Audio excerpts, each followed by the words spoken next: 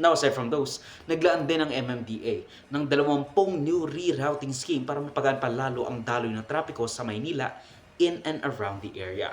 Pero ano-ano nga ba ang mga major roads at thoroughfares ang may implementasyon ng 4K cameras para sa panghuhuli sa mga kamote riders at drivers? From C1 to C5, Road 1 to Road 10, mayroon lang sang sakop ang NCAP.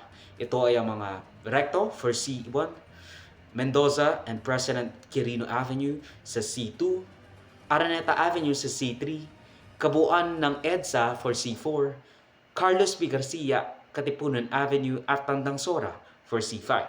Sa mga radial roads naman, meron tayong Rojas Boulevard for Road 1, Taft Avenue for R2 or Road 2, South Superhighway for Road 3, Shaw Boulevard for Road 4, Ortigas Avenue for Road 5, Magsaysay at Aurora Boulevard for Road 6, Quezon at Commonwealth Avenue for Road 7, A. Bonifacio for Road 8, Rizal Avenue for Road 9, at Delpan, Marcos at MacArthur Highway para sa Road 10.